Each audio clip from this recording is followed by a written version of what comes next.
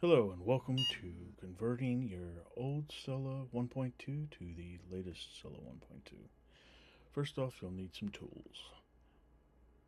And these will be your standard tools for the Stella 1.2. So you're going to need solder iron, breadboard, snips, wire strippers, multimeter, hobby knife, tape, pliers, marker, safety glasses, and fume extractor.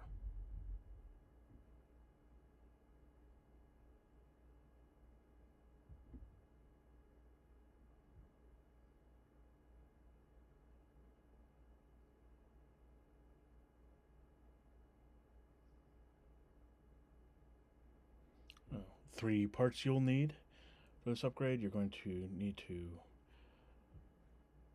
reprint the upper and lower housing with the buzzer retainer, swing door, the assembly pad. Hopefully, you still have that left over.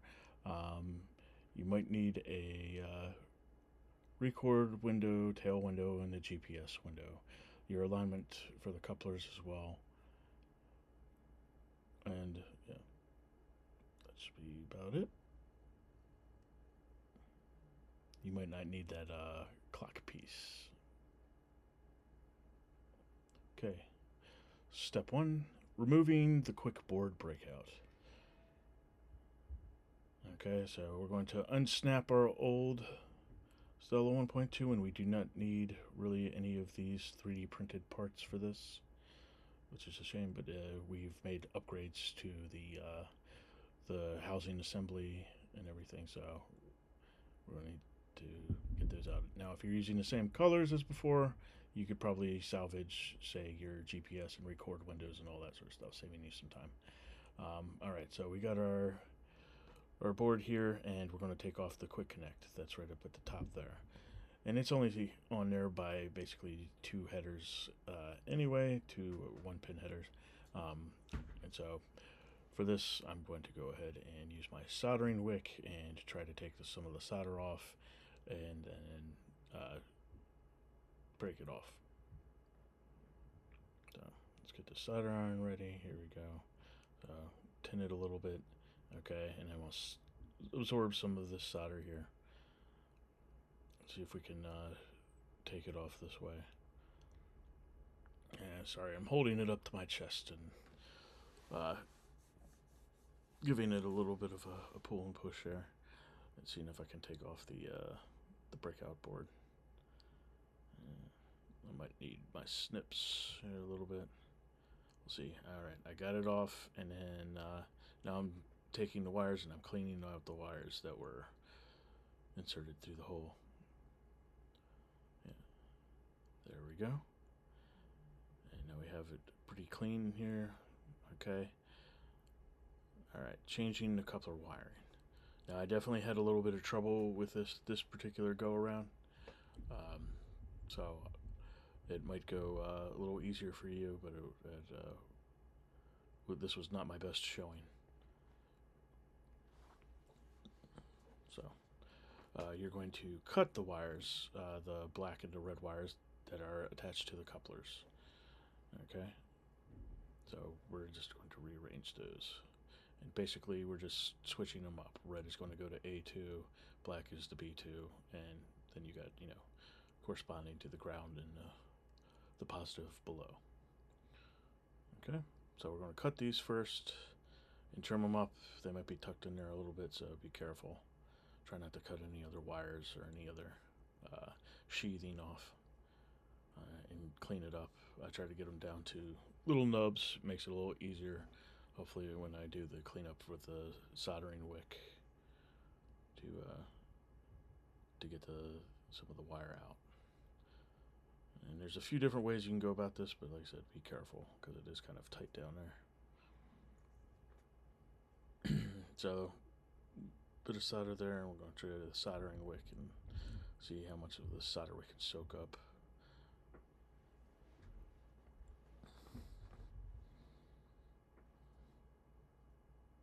I'm just doing that to try to make it a little bit easier so that I can put the wire on through.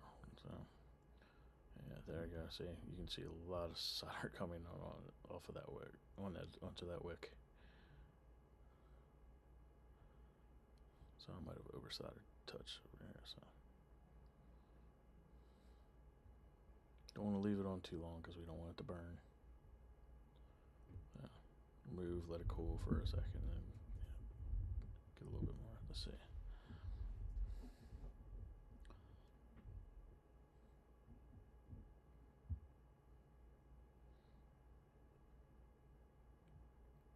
Alright, let's turn it over. Let's see what we got there. So, like I said, not my best showing. I'm cleaning this up a little bit.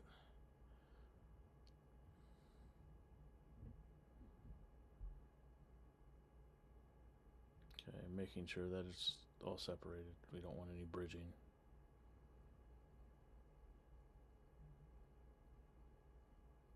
Okay, and there I'm just trying to make sure that it's separated just a bit with the solder so there's no bridges.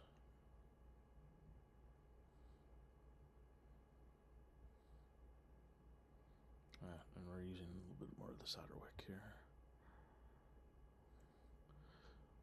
So this one gave me the most fuss. Other than this coupler area, it's relatively easy. Just trimming some wires and adding some wires. And now as long as they're on the same traces or the same bus, you should be able to find some empty holes to put in the wires into. So it's not strictly going to the exact letter and number on the grid, but all the time. But you know, like I said, you make sure that it's on the correct trace. If you do not have it on the correct trace on the back, then the power or the signal will not go. Wait, so right now I'm just tinning up a little bit of the wire here, and I want to see if I can give myself a little bit of room. Okay, so I needed to clean up my board a little bit. There we go.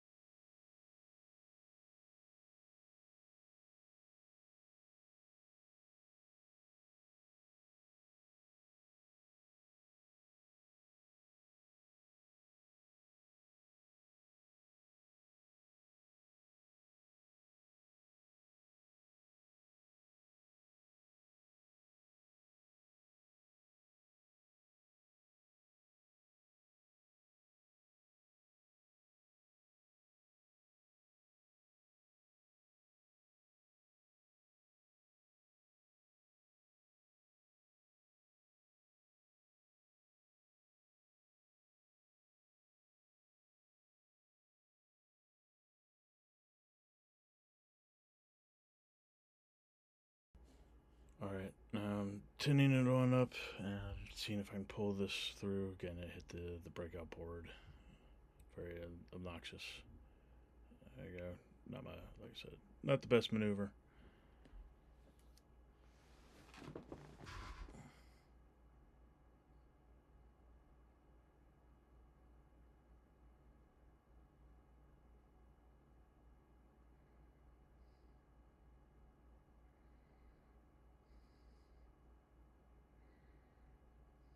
There we go. Now we got it on through. Okay. make sure it connects. So let's make sure to establish that bridge, the bridge that we do want. So again, you want it to connect to the coupler. So I need a little bit more solder there. Boom. Like I said, I like to tin it up a little bit. Boom. And make that bridge.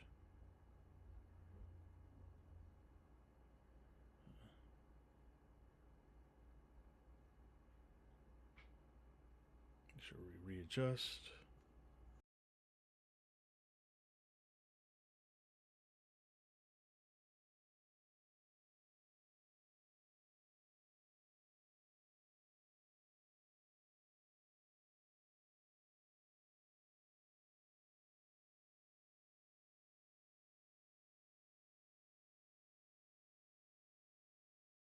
Alright, now that we finally have that on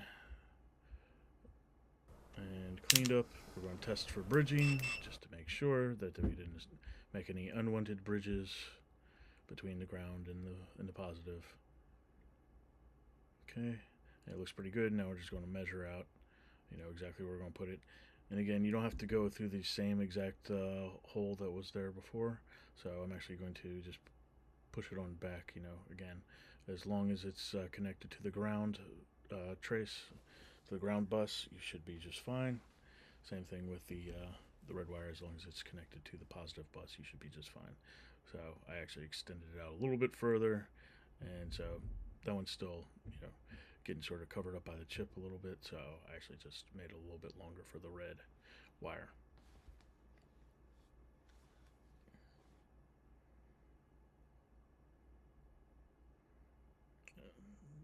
There we go. See, so we're going to strip that.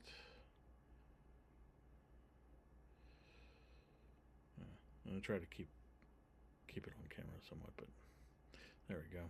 So you can see now I have easier access to the wire. So easy access to the wires. There you go.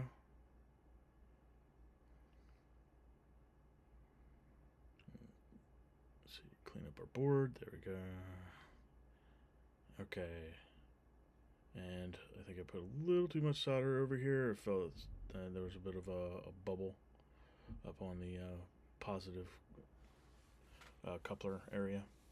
So trying to clean it up a bit because I don't want that ball of solder, which there shouldn't be, but I don't want that ball of solder touching anything else and making an unwanted bridge. So clean it up. And a little bit off camera, I'm taking care of some of the stuff. Sorry about that. But I'm not doing anything, that you don't already know. So just making sure that the coupler is attached correctly.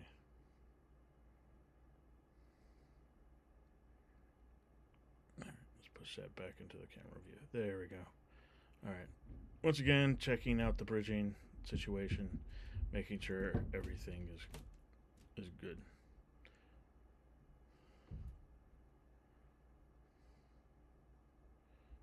Cool. Alright. Now we get to go to and move on finally. And that was, again, the coupler was probably my most challenging thing this time. Change the rotary encoding wires. Okay? So first we're going to cut a few wires. We're going to cut F34 to B53, J39 to J46. I did not put colors in there because there's a few of them, and it's not really relevant. It doesn't matter much. A37 to A51, A39 to A50, and D8 to B52. So we're cutting all of those connections. Okay?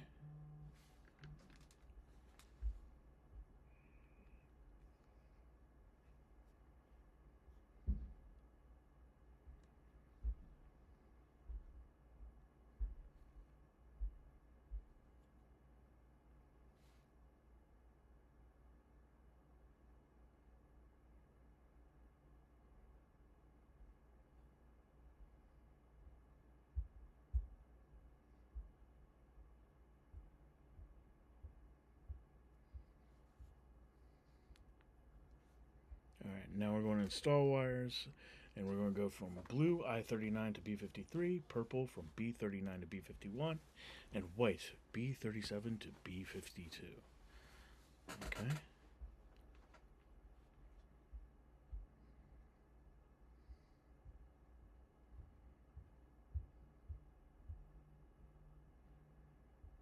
Okay. And remember, again, if for some reason those holes are sealed, as long as you can get to the same trace, you should be good.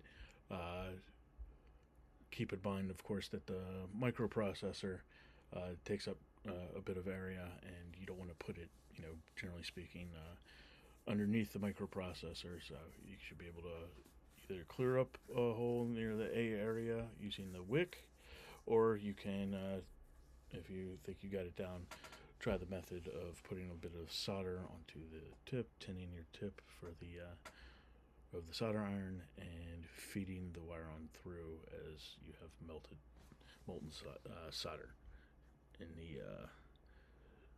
the hole.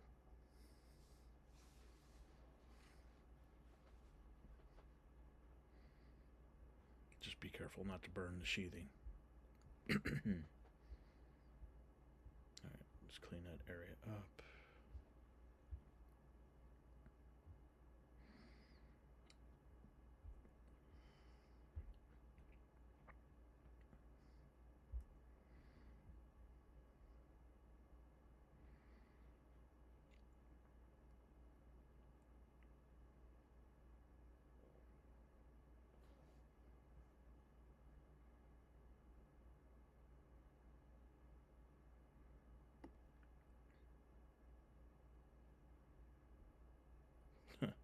I remember this, it got weirdly stuck. All right.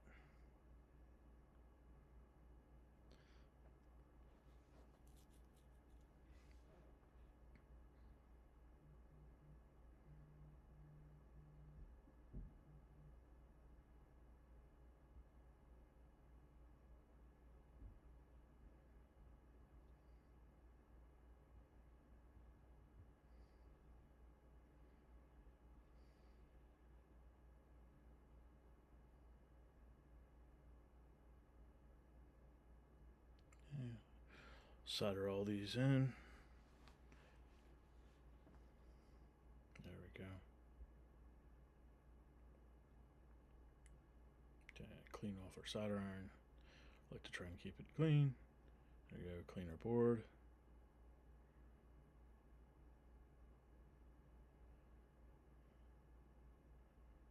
Alright. Now we get to change out the display breakout wiring.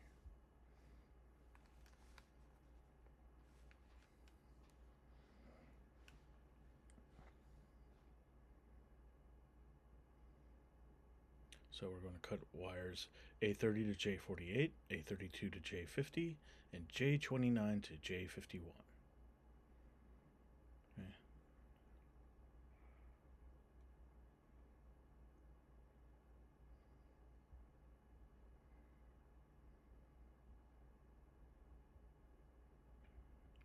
There we go.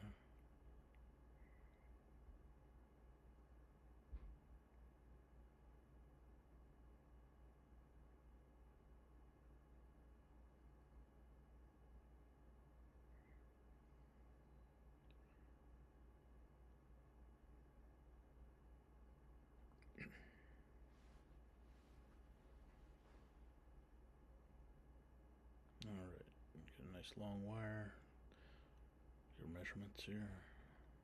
And we're going to install wires gray from B30 to J50 and a white from A32 to J51.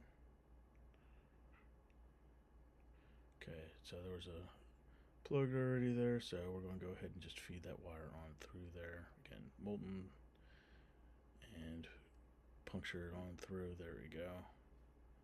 Okay, and we do want to make sure that the connect is okay on the other side as well, so we flip it over, we'll take a look too.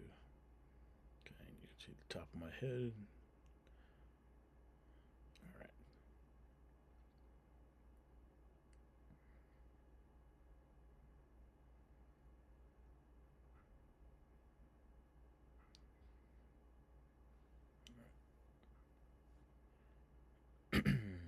searching for a good length of wire that I can feed in there.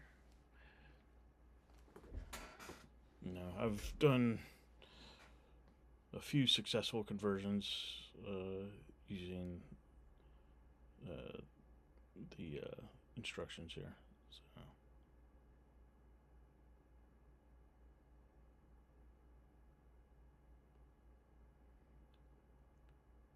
So yeah, so I've just found an empty hole in the same trace, and sometimes it will be the indicated hole there, and sometimes it won't. But again, you have to check to make sure, and the more you do this, the easier it will be to understand. I mean,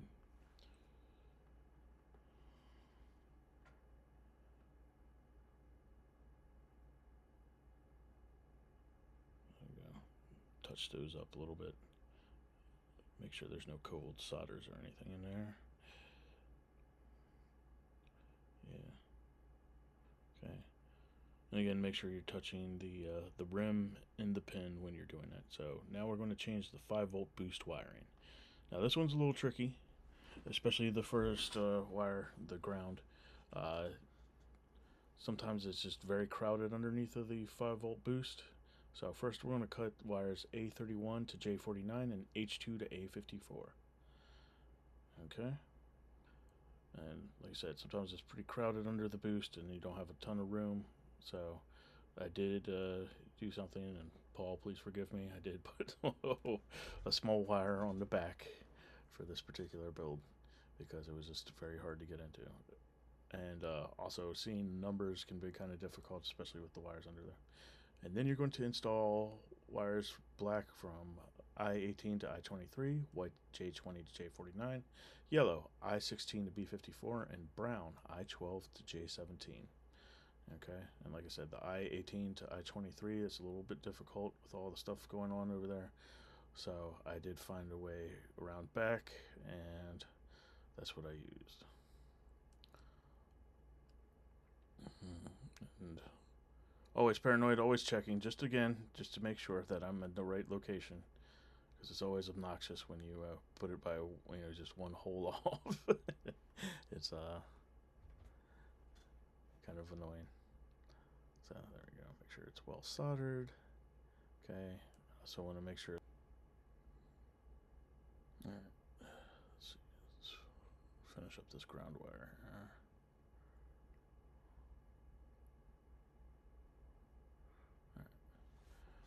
Checking the location again. Paranoid, so I check it at least 2-3 times at the very least. Okay.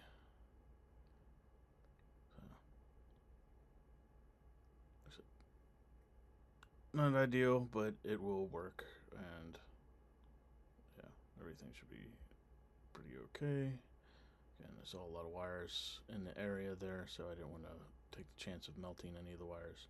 So did that, and make sure it lays quite flat.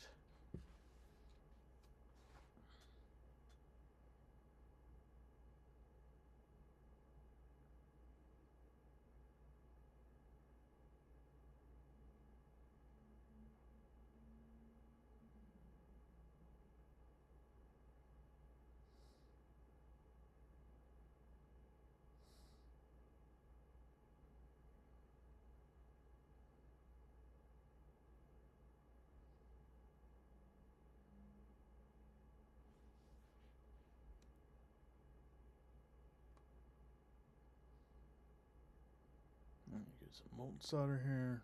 Pop this wire on in. Slide it on down. Again, try not to melt the sheathing.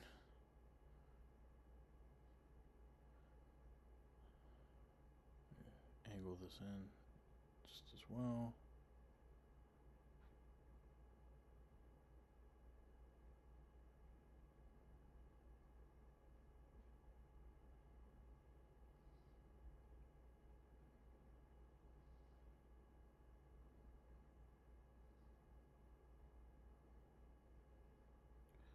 There we are.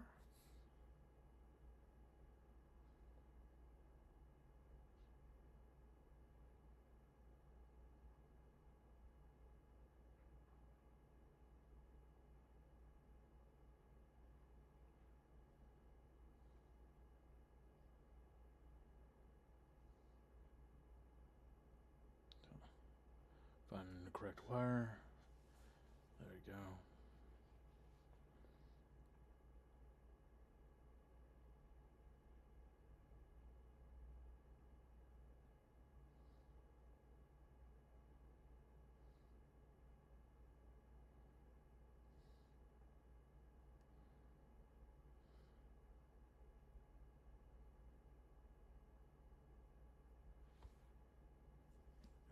Nice length of yellow.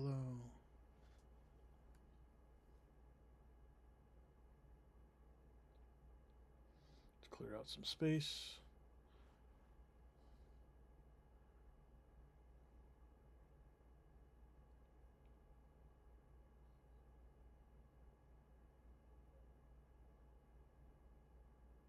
Okay.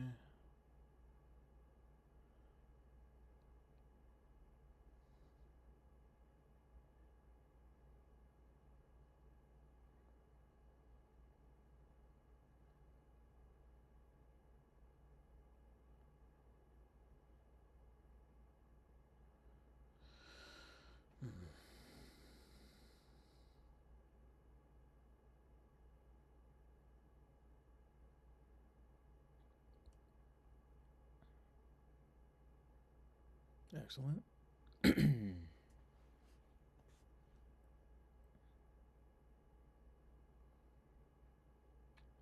just double check and make sure that we have all the wires where they need to be.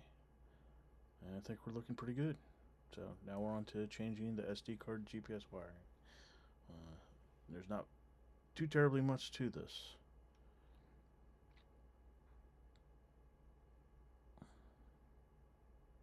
So for this one, you're just going to install gray wire D8 to A50. You really don't, it doesn't require too much in the way of cutting. Okay? If any at all.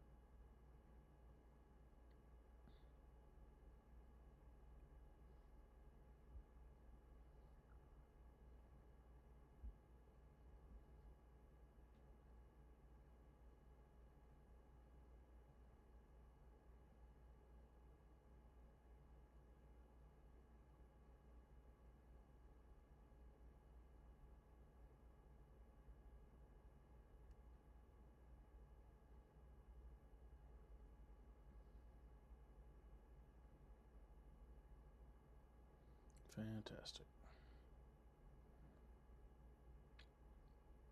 That feels pretty good.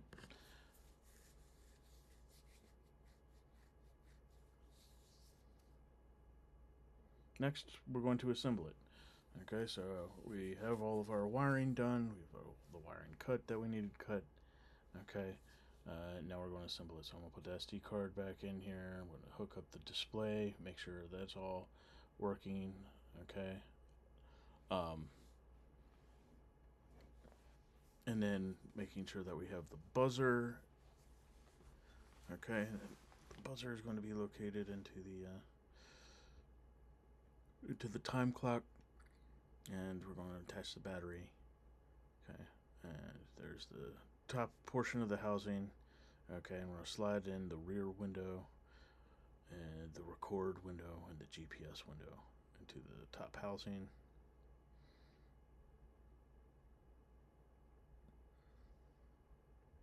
There you go, there's the record window and the GPS window. Make sure it's sitting in there quite well. Okay. And now you can see, if you were to take a look at this housing and the newer housing, they have a few different things, as well as the lower housing has a space for the quick buzzer.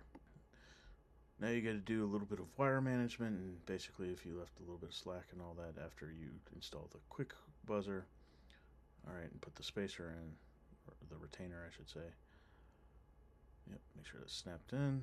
Okay, you adjust the wires to make sure that it's not raising it up off of the platform, and that it sits pretty flush. Okay, and when you have it, the GPS and the SD card will sink pretty deep into their well. Yeah, so just making some minute adjustments to the wires and all that. Yep, and the screen sits firmly right there. You back in the upper housing into the lower housing. Okay, and you'll see the little abutments there on the upper housing to do so. See, I had to readjust. Let's check a look at these wires because it was being a little bit wasn't laying down as flat as I had hoped in the back. Okay, so making sure these wires are laying down and I'm not mashing them into each other too hard or anything. Let's try that again. There we go. Back it in and snap. Now you note the little red button there. Yours should be a little black button for the most part, but the red buttons I had gotten in there it's slightly off. But now we're peeling out the little inserts, and so these inserts you can make custom, basically nameplates, and slide them on in there. But once you have this all snapped up at the top, okay, near the couplers and everything, you pop in the SD swing door. And once you have that popped in, okay, and I'm giving it a few tests to make sure that it locks pretty well. And that's one of the upgraded features. And then you got it. You have converted your Stella 1.2.